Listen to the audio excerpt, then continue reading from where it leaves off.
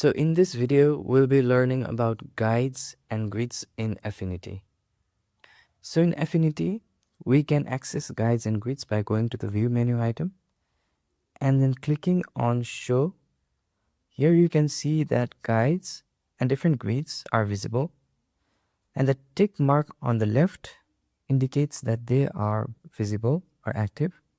However, it is not visible right now in our canvas here, because we have not set up the guides and grids. So in order to set up the guides and grids, we can click on the View menu item again and then access the guides, grids and axis and baseline grid here. So first, let's look into the guides. So in order to set up our guides, we'll be clicking on the guide menu item, and then this box will appear right here.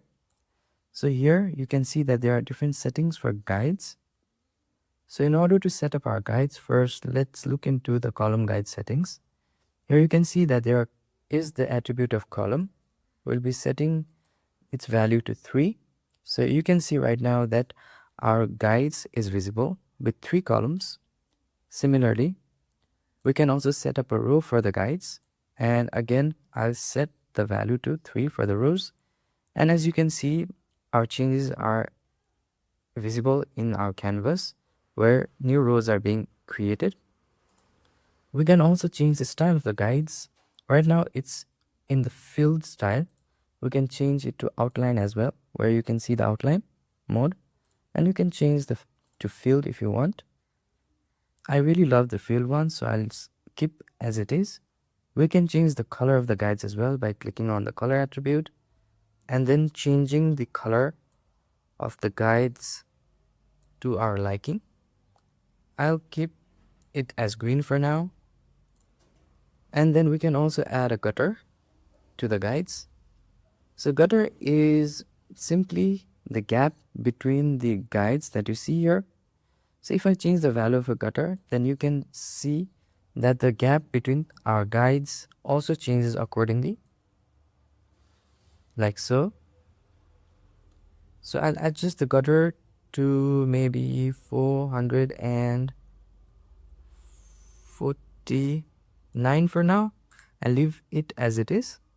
We can also set a margin, and margin is basically a gap around our guides.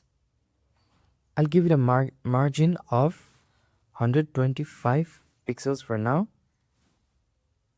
And now you can see that a gap has been added around our guides in all 4 sides. Next, we can also add a horizontal and vertical guides right here, which is basically kind of a crosshair guide that we can add on the overall canvas. So in order to add it, we can simply click on horizontal guide right here and the vertical guide over here. And now you can see that the crosshair like guide is being added. We can also change its color by clicking on the color attribute and then clicking or dragging our hue to our liking. I'll also set it as a orange for now, and you can see that the color has changed.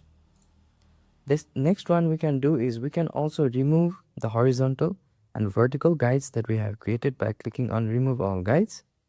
And now it is being removed, or you can just simply click it or select it and click on the trash icon here in order to get rid of it. Now let me close this panel of guides, and this is all about the settings of the guides. The next we can see is we can go to the View menu item and click on the Show menu item. Now we can also enable or disable the guides, and it also have a shortcut key of Command colon or semicolon. And if we click on the guides here, then now you should be able to hide or disable or enable the guides here. So I'll use the shortcut key. For some reason it's not working. Let me try it again.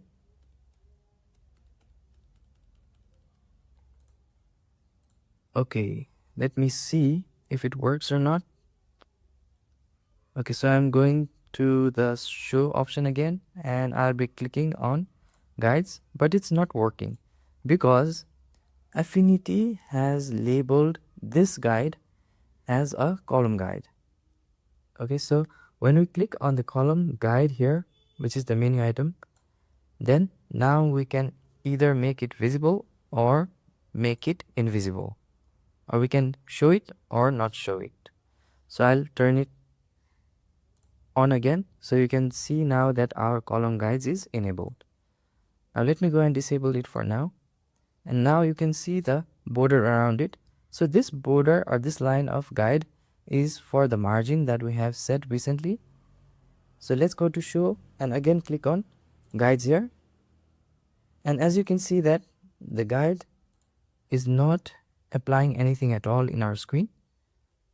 However, let's leave this guide for now, and now let's focus on column guides, since Affinity is now calling our guides that we have created column guides, and we can easily enable and disable through this column guide. And the next thing we can look at is the pixel grid. So what is pixel grid? So if we zoom into this image all the way in, then you might see different pixels right here.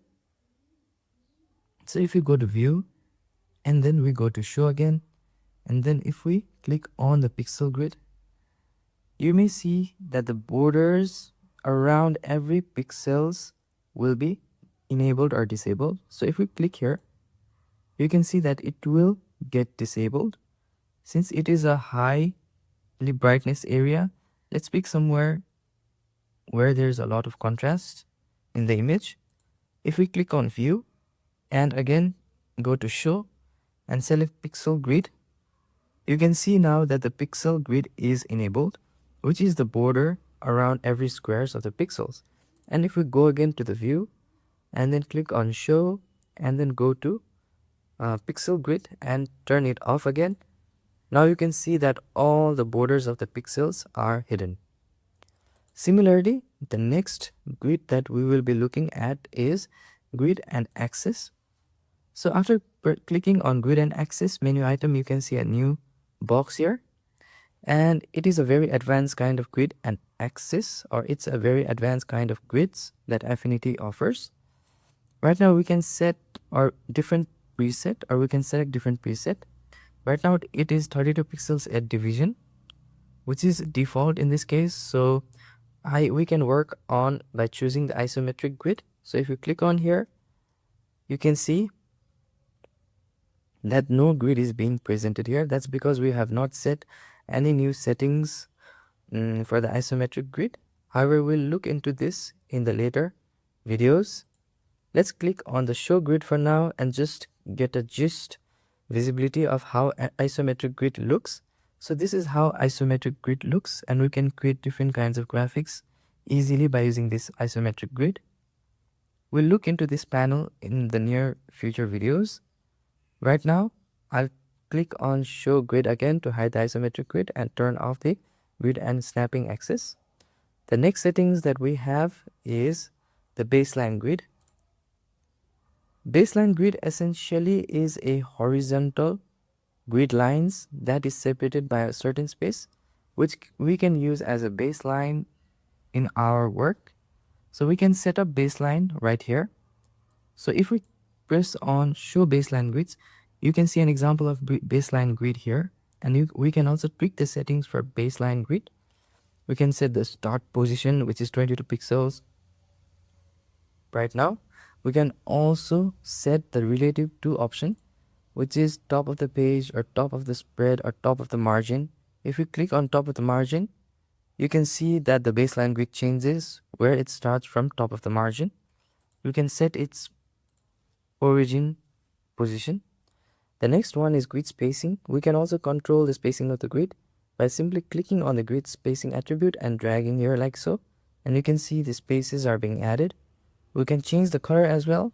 We can set it to green and other colors as per our liking, and we can also adjust the opacity of the color. The next one we have is the show baseline grids.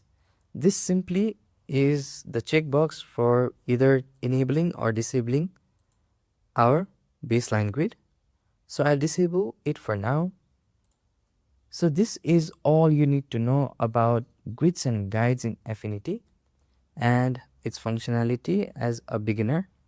So if you like the video, please like the video, and In order to get any new content on Affinity in the near future, please subscribe to the channel and follow for more content in the future by clicking on bell notification to get notified. Thank you for watching the video. See you on the next video.